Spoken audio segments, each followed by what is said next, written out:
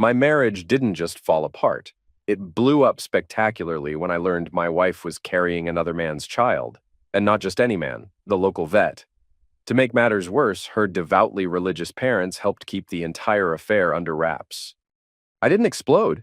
I didn't grovel. I planned.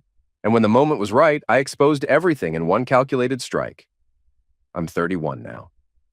Becky and I had been husband and wife for 4 years. We first crossed paths back in college. I was wrapping up the final stretch of my business degree while she drifted between marketing courses and organizing campus events. I noticed her at a noisy pregame party. She kept stealing glances at our group, trying to play it cool. Eventually, she and her crew made their way over. With a textbook oops move, she bumped into me and spilled hard cider all over my favorite game day jersey. I just laughed it off and teased, "Looks like you just bought me dinner." She blushed like crazy, giggled, and apologized more times than I could count. She left with my number in her phone, and by that same evening, she'd already texted me. From there, we clicked fast. We spent hours talking, deep, open conversations. She told me about growing up under the strict rule of her church-obsessed parents. I opened up about losing my dad when I was a teen and stepping up to help my mom manage our family's farm. Some nights we'd drive into the middle of nowhere, lie back in the truck bed under the stars, and share our hopes for the future. She used to sketch dream houses on napkins while I explained irrigation layouts and crop rotations. She always listened like it was the most fascinating thing in the world. 2 years into dating, I proposed by the lake she used to swim in as a kid. I'd scraped and saved for months to buy her a ring that would leave her speechless, and it worked. She cried happy tears and whispered that she couldn't wait to start a family together someday. Fast forward a few more years, and I thought I'd built the kind of life men dream about. A loving wife, a thriving farm that I built from nothing, and a future that I earned through hard work and sacrifice. Nothing came easily. I clocked in 70-hour work weeks, buried myself in risky loans, and poured every ounce of energy into that land. I transformed 40 acres of dry, useless earth into a successful business that brought in close to $300,000 last year. All of it. For her. I wanted Becky to live the life she always dreamed of. When we tied the knot, we were aligned on the major things: kids, family, a stable home. But not long after the wedding, things shifted. One day, out of nowhere, she told me, "Let's hold off on having kids." I was caught off guard. Still, I didn't push. I figured she just needed space, and I could respect that. So I doubled down on building a future we'd both be proud of. She was obsessed with the idea of rustic charm, so I bought us a quaint little farm just outside town, hoping to give her exactly what she'd always talked about. But Becky's rustic fantasy came with designer price tags. She insisted on buying a 6-figure purebred horse because a regular one wouldn't look right in the photos. The thing stood in the pasture like a lawn ornament while I bled money, $2,000 a month for supplements, a vet, and a trainer who came by more. Then she did. Then came the imported Brahman cattle because our Herefords weren't visually impressive. I nearly choked when she called them too average looking. Oh, and the trucks. Every year she needed a brand new diesel pickup. Not because the old one broke down, no. Because the new one had better leather seats and came in a sleeker matte gray. I paid for every bit of it. I kept telling myself that if it made her happy, it was worth the cost. Until it all fell apart. One Thursday afternoon, I got a text from Emily, Becky's childhood best friend. She said she needed to talk, said it was urgent. I figured it was about Becky's birthday or some community event. Becky wasn't home, so I told her to swing by. Emily and I were never tight. She always seemed to be in survival mode, barely making rent, always promoting some side hustle on social media that never panned out. She worked as a vet tech during the week and bartended Friday and Saturday nights at a half-lit dive called the Rusty Nail just to scrape by. Lately, she'd been rambling about starting an organic pet food brand, said mainstream food was garbage, and her home-cooked blend cured her cat's issues. A few months ago, she asked if I could invest or knew someone who would. I said I'd think about it, but honestly, I never saw her as someone who could follow through. She had big ideas, but zero execution. When she arrived, she texted again to make sure Becky wasn't around. She walked in with this jittery energy, like she'd practiced what she was about to say. "Want something to drink?" I asked, trying to keep it light. "No, this'll just take a second," she replied, avoiding eye contact. She pulled a thick folder from her tote, dropped it on the table and said, "You deserve to know the truth." I thought it was a pitch deck or a loan request. But as I opened it, my world started to spin. Inside was a trove of betrayal, screenshots, photos, GPS logs, time-stamped videos, receipts. Becky had been sleeping with Dr. Jason Cooper, the town's charming vet. The same guy who'd charged me $5,000 last year for treating our horse's colic and mailed us a Christmas card featuring him, his picture-perfect wife Katie, and their golden retriever in matching sweaters. Katie, by the way, teaches Sunday school and chairs the church's charity board. All I could whisper was, "You've got to be kidding me," as I turned page after page. There were over 70 pages in that folder. Emily had sorted everything by date, each section flagged with color-coded notes. It was chilling how thorough it was. The photos weren't just suggestive, they were explicit. Timestamps showed them in hotel lobbies when Becky was supposed to be at her mom's church bake sale. There was even surveillance footage from my own front yard, Jason's truck pulling into the driveway less than half an hour after I left for a business trip in Nebraska. 2 days later, they strolled out of the house like a couple on vacation, holding hands, kissing near his tailgate. There were message logs showing hundreds of conversations between the two of them dating back 8 months. "I love when he's out of town again." "Relax, babe. He's got no clue." Reading those texts hit me like taking a full-force kick from one of those overpriced Brahmin cattle she insisted we buy. Turns out, every so-called girls' getaway Becky took was actually a rendezvous with him. And each time I left town for farming trips, whether to haul equipment or close a deal, they'd turn my own house into their personal love nest. Home surveillance footage confirmed that his truck spent the night at our place, at least 11 separate times while I was away. One document showed a hotel booking in Memphis during a weekend she'd claimed she was at a spa retreat with Emily and 2 other girlfriends. Except there was one glaring problem. Emily was in the Bahamas that weekend, posting a flood of beach selfies on Instagram. I remember because I'd scrolled through them at a gas station. So, who were these phantom friends she was supposedly traveling with? No one. It was just her and Dr. Cooper enjoying a luxury suite I unknowingly funded. But it didn't stop there. It got worse. Becky was pregnant, and it wasn't mine. I'd driven her to the doctor's office myself, thinking she was ill. Meanwhile, she was sending selfies to him with captions like, "Your baby's making me nauseous today," and "Can't wait to lie and say it's his, so he'll stop nagging me about starting a family." There was even a message thread from just 3 weeks ago. Her: "I think I'm going to have to tell him soon. My belly's starting to show." Him: "So what's the plan?" Her: "Duh, I'll say it's his. He's been dying to be a dad. He'll be too excited to do the math." I had to step outside after that. I stood in the middle of our yard, fists clenched, heart pounding, trying to keep it together. I couldn't decide whether to vomit or smash something. The nerve she had, planning to pass off another man's child as mine while probably still sneaking around with the real father behind my back. When I walked back into the kitchen, Emily was still sitting there, casually scrolling through her phone like she hadn't just detonated a bomb on my entire life. "How long have you known?" I asked. She slowly set her phone down. "Started piecing it together about 6 months ago. Got actual proof maybe 3 months back. Took some time to gather everything." "Why tell me now?" I asked, narrowing my eyes. That's when she laid it all out. "I know it's messed up," she admitted, not meeting my gaze. "But I need to get out of here. I want to start over somewhere new. Remember that pet food idea I mentioned? I've got the plan ready. Just need startup capital." I stared at her like she'd lost her mind. "You're serious? You want me to bankroll your business?" She shook her head quickly. "Not like that. The thing is, Becky caught me snooping on her phone a few weeks ago. Girls' night. She left her phone unlocked and was texting him right in front of me. When she went to the bathroom, I scrolled through their messages and took photos. But she came back early, saw me doing it, and flipped. Threatened me. Told me if I ever showed you or anyone else, she'd ruin my life. Said her dad would make sure I'd never find work in this town again. And she's been telling people I hit on Jason and he rejected me. That I'm jealous. People are actually believing it." Her laugh was bitter and cracked. "So yeah, I'm screwed either way.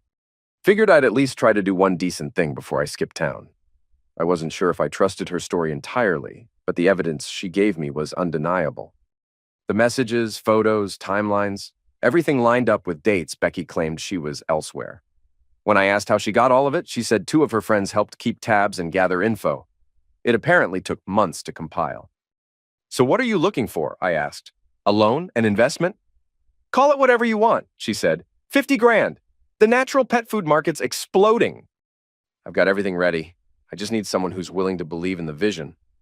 And oddly enough, in that moment, I didn't hate her for asking. At least she was being honest, far more than Becky ever was. And whether it was selfish or not, bringing me this dossier spared me from wasting even more time raising a child that wasn't mine or staying with someone who thought I was blind and stupid. Leave the business plan, I told her. Let me take care of things on my end first. Then we'll talk. She gave a small nod, seemed relieved, and stood to leave. At the door, she glanced back. For what it's worth, I always thought you were too good for her. Sure. I didn't buy the flattery, but fair's fair. She gave me the truth, and I settled my debts. I kept flipping through the evidence. They mocked me, literally laughed behind my back. There were full threads about how clueless I was, how hard I worked while they played house. They joked that all my new farm equipment just gave them more alone time because I was always distracted with work. They even laughed about the brand of tractor I bought.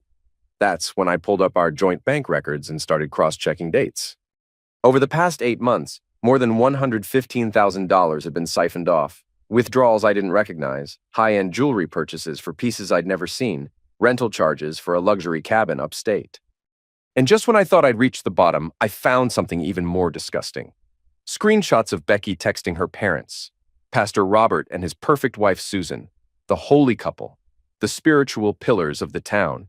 They had known everything. And they decided to help her hide it, just to preserve their saintly image. Pastor Robert isn't your average small-town preacher. He leads First Baptist, the county's largest congregation.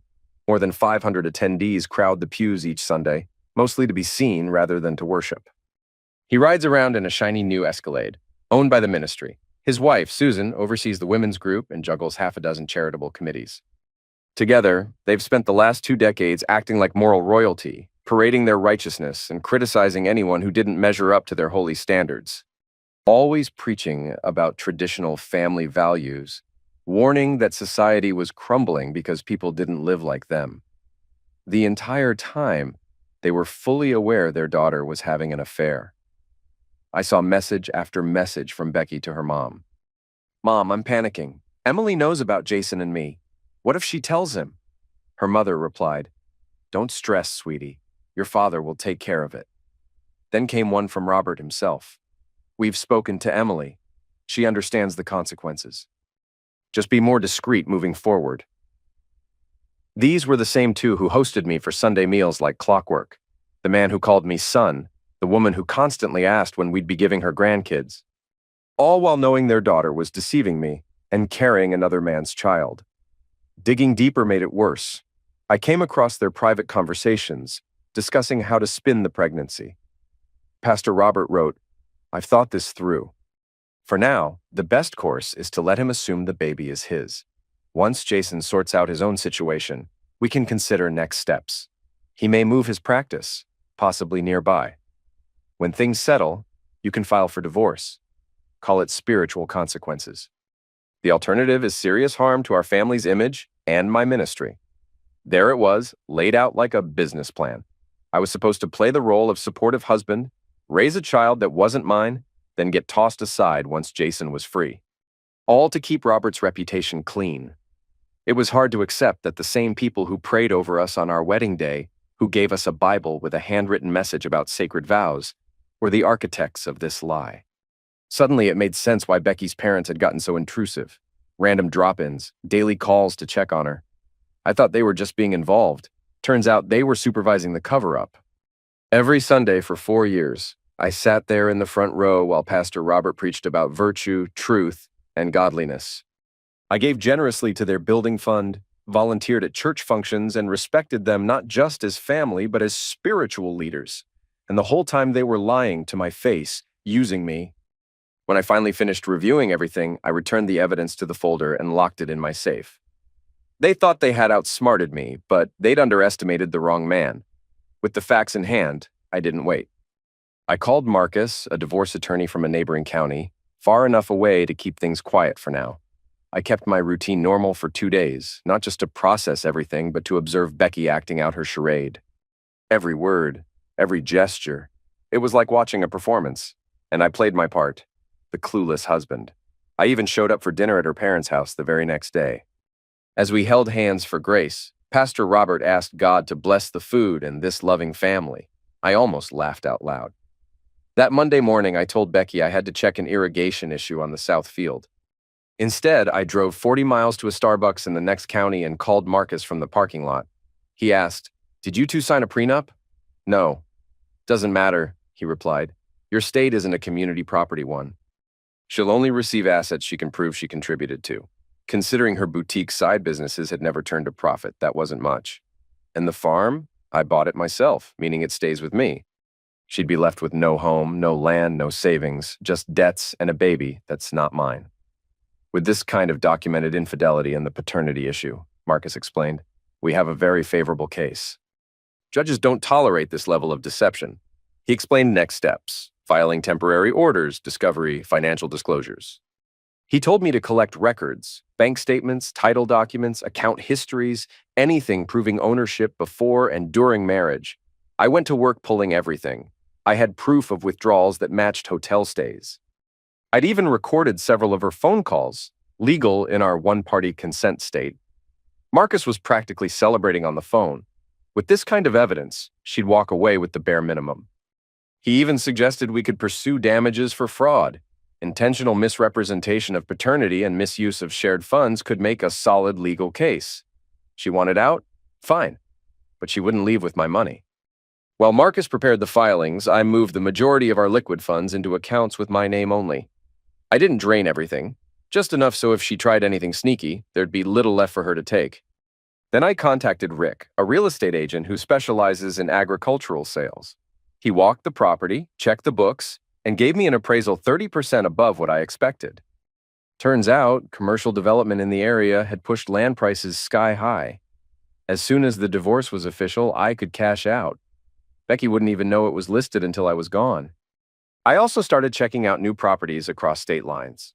There was a cattle ranch in Montana for less than what mine might sell for. Better soil, more water access, newer house. I started lining up options and making inquiries. No rush, but it felt good to be planning an exit. Meanwhile, Becky had started dropping subtle pregnancy hints, skipping wine at dinner, talking about nausea in the morning, buying ginger ale and crackers, like she was soft-launching the big news, trying to frame it as if she was ready to build a family with me. One night, she curled up beside me on the couch, looked into my eyes, and started talking about how maybe it was finally time to think seriously about having children. I kept the performance going, smiling, nodding, saying exactly what she wanted to hear, even though I felt absolutely nothing inside. Keeping the act alive drained me, but it also gave me a strange sense of control. Every false word she spoke, every time I mirrored her fake grin, every fabricated story she told just reminded me that I was right to go through with my plan. They had it coming. Marcus stayed in touch, updating me every few days. He was making progress on the legal front, preparing documents, collecting similar case references, and hiring a process server who specialized in high-tension situations. "How do you want the papers served?" he asked. "Quietly, at home? Or somewhere public, totally up to you." That got me thinking about Thanksgiving. It was always a big deal at her father's church, followed by dinner at their place. Her parents hosted the entire extended family, church regulars, and their close-knit circle. It would be the ultimate setting. I had a long conversation with Mike, my farm manager. He'd been with me for years, dependable to the core. I let him know I might need to leave suddenly and asked if he could manage in my absence. Mike didn't hesitate. "Whatever you need, I've got it covered." 2 weeks before the holiday, I met Emily at a roadside diner in a neighboring town. I passed her a thick envelope with a cashier's check for $225,000 inside. "Half now," I told her. "The rest after everything plays out. Just show up at Thanksgiving like normal. You're still invited, right?" She gave a quick nod. "Susan called yesterday to confirm. I think they're afraid of what I'll say if they uninvite me." "Perfect. Just keep calm and arrive a little early." She nodded again. "Jason and Katie are coming too." Susan extended the invite weeks ago. Even better, the vet and his wife in the same room? That made it flawless. Everyone who mattered, all in one place. 2 days before Thanksgiving, I was hanging out in Tom's garage while he worked on his Harley. We'd been friends since high school. He was the only one I had confided in. Why not just give her the papers at home and move on? He asked. This whole setup feels extra. It's not about theatrics, I said. It's about making sure they learn there are consequences. They've walked all over people for years without paying the price. That ends now. Tom shook his head slowly. All right, but don't call me to help hide the evidence. I laughed. No bodies, just a long overdue public reckoning. On the drive home, I felt oddly at peace. Everything was lined up. The legal side was handled. The process server was locked in. In just 2 days, Becky and her picture-perfect family would realize their little scheme had one major flaw. They underestimated me. I wasn't some soft suburban guy who'd crumble under pressure. I grew up watching crops fail, calves die, machines fall apart mid-harvest. And when life on the farm goes sideways, you don't sit around whining. You fix it and keep moving. That's exactly what I intended to do. Now came the payoff. Thanksgiving in our town wasn't just a holiday. It was a full-on production. At First Baptist, it doubled as a second Christmas. Pastor Robert hosted a massive service in a sanctuary decked out with corn husks and hay bales. Everyone with a reputation made sure they were seen. Then the chosen few were invited back to his house for a grand feast. Picture 30 or 40 people stuffed into the dining and living rooms. Susan spent days pretending she baked everything, though most of it came from a high-end caterer in the city. The guest list never changed. Church elders, major donors, family, and the occasional person they were grooming for influence. Each year, we arrived early to help prepare. That meant me hauling chairs and tables while Becky and her mom chatted in the kitchen. Pastor Robert would eventually slice the turkey with exaggerated ceremony, followed by a prayer that might as well be a sermon. 3 days before, I confirmed everything with Marcus. He had the papers printed and sorted, one set for Becky, another for her parents, with backups just in case. All were sealed in labeled envelopes. The server, Derek, was scheduled to show up at 2:00 p.m., right when everyone would be sitting down to eat. I gave Emily a call to confirm her role. Everyone still thinks I'm coming, she said. Susan called yesterday to go over final head count. Told me to be there by 1:30. Good, just act like nothing's off and keep your phone charged. You expecting me to do anything? Nope.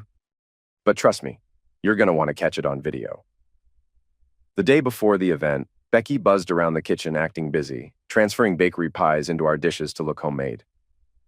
Can you swing by the cleaners and grab my dress? She asked. Also, we've got to leave by 8 a.m. tomorrow to help Mom get everything ready. No problem, I said, taking the slip from her hand. Anything else you can think of? She paused. Maybe grab some flowers for the table. Mom loves when we bring those. You got it. I picked up her dress and went straight to the florist. I requested the most luxurious bouquet they had. When the clerk asked if I'd like to include a message, I shook my head. No need. The flowers will deliver the message just fine. That evening, I packed a small bag with a few changes of clothes and a stash of cash, tucking it under the seat of my truck. I had a motel booked an hour out of town. Sleep didn't come easy. It felt like Christmas Eve as a kid, except instead of presents, I was about to drop a bomb on my cheating wife and her sanctimonious parents. Thanksgiving morning, I got up early and dressed in my best suit, the same one I wear to funerals and weddings. It felt fitting. Becky spent extra time doing her makeup, curling her hair, and squeezing into a new dress that accentuated the small bump she assumed I hadn't noticed. The Thanksgiving church service was exactly what you'd expect. Overflowing attendance, standing room only. Nearly 600 people packed into pews. Pastor Robert launched into his usual holiday message about thankfulness and family, glancing at me repeatedly while preaching about marital devotion and the sacred bonds of trust between spouses. I nearly bit through my cheek trying not to laugh. God sees beyond appearances, he boomed. He knows our thoughts, our hearts. There's no hiding from his truth. Afterward came the typical lobby linger. Hugs, small talk, stiff handshakes. Pastor Robert moved through the crowd like he was running for office, glad-handing every major donor and pillar of the congregation. Susan fluttered around, passing out extra programs, reminding the hand-picked invitees about the post-service meal. I spotted Emily near the refreshments, eyes on her phone. She glanced up and gave me the smallest nod, a silent confirmation. Guests started arriving at the Johnsons' house just after 1. The familiar roster, senior church figures and spouses, Becky's brother and his family, her posh grandmother from the retirement complex, and the usual cousins. The newcomers this year included a recently relocated physician and his wife, plus a property developer rumored to be donating a parcel for a youth facility. By 1:45, the place was full. People sipped soda and sparkling cider, because good Baptists only drink privately. I kept checking my phone for Derek's text. At 1:55, it came. In position. 5 minutes.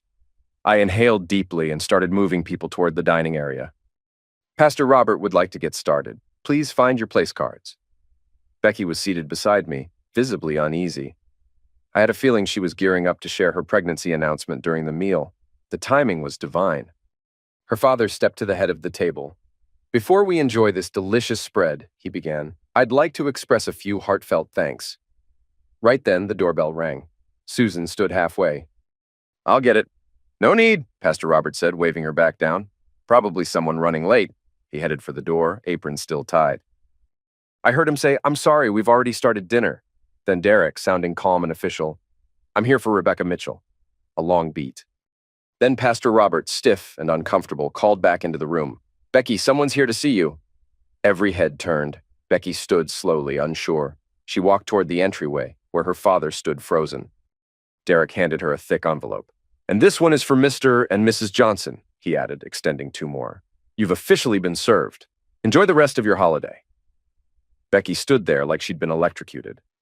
Pastor Robert looked as though the walls were collapsing. I leaned back in my chair, expression calm. No shouting, no scenes, just undeniable truth. She fumbled with the envelope, eyes wide, and turned toward me. What is this? She murmured, face pale, then flushed. In legal terms, I said, loud enough for the room to hear, it's a petition for divorce. Includes exhibits covering infidelity, paternity deception, and conspiracy to mislead.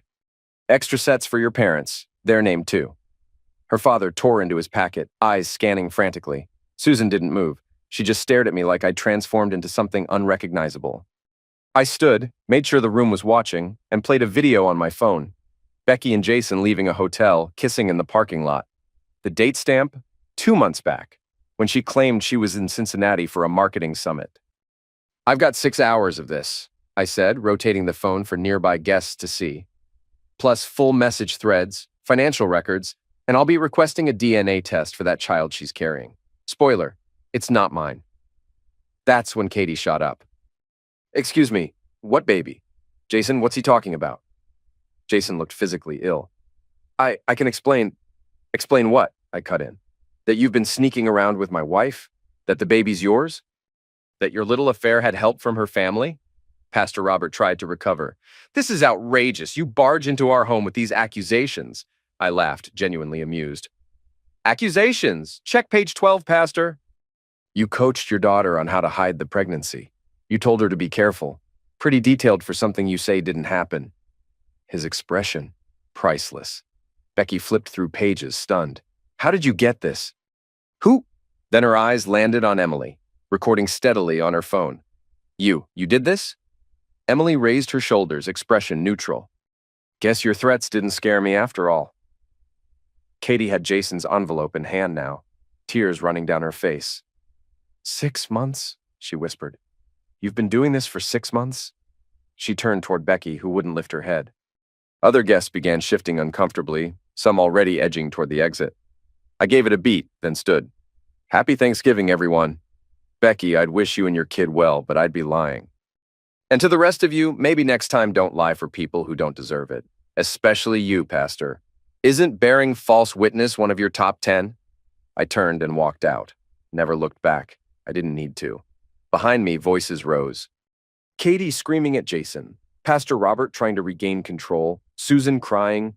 Something clattered to the ground. I headed straight to my truck. Before I even made it to the interstate, my phone was vibrating nonstop.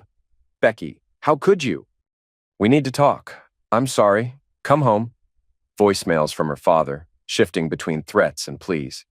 One from Susan, sobbing so hard it was unintelligible. I turned the phone off and just kept driving. My motel room was ready. After that, a new beginning, far away from the ruins they built. Later that night, I turned the phone on for a second. Emily had texted, "What a train wreck. Jason got hit in the head with a gravy boat after you left. Katie's got a good arm. Then, when do I get the other half of my payment? Already in your account, I replied. Best money I've ever earned, she sent back. Best Thanksgiving I've ever had. Honestly, I couldn't argue with that. Sitting alone in a dusty motel off the highway, I felt better than I had in months. No lies, no more pretending. Tomorrow, I'd call Marcus to set the next phase in motion. But tonight? Tonight, I'd finally sleep easy, knowing I'd delivered the justice they never saw coming.